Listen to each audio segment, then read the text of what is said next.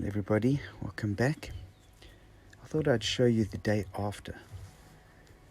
It's the day after I posted the movie about them running away from nuclear weapons, because I could attach what I'm filming to what is in a lot of videos, all the way from World War II, a lot of 80s movies, a lot of current movies.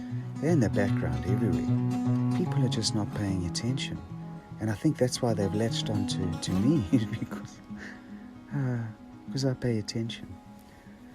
This fire was so unique. 8:30 in the morning when the grass is still wet, I was salivating. I was like, whoa, no human has made this. This is a fire that has just miraculously happened. And immediately, from the first elements that came to the fire, I was like, okay, this is going to be a good one. This is going to be a goodie.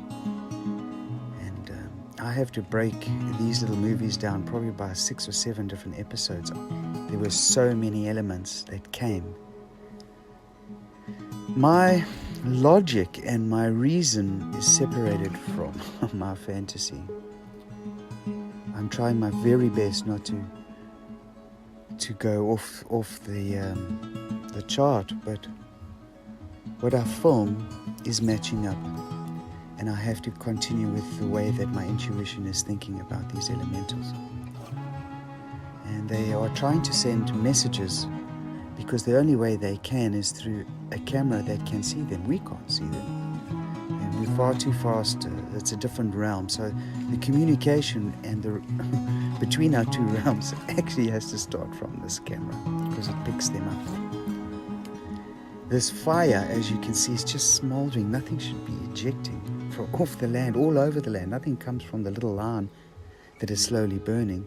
And this element is now the 8th time I've caught him, the longest thread.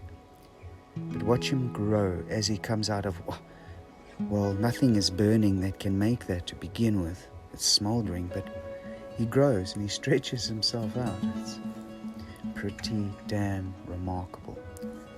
But all in all, as I show you what happened during this day through a few more episodes, I can tell you now from observational science, observational theory, over 2 years of it, I can tell you now that this little fire was purposefully made, I think, to show that I'm on the right track, to show appreciation, to show that, yes, here we are.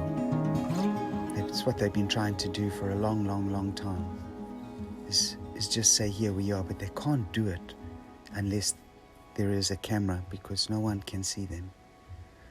So there is a way that we can find a communication with them now that we know that there is a one-way channel.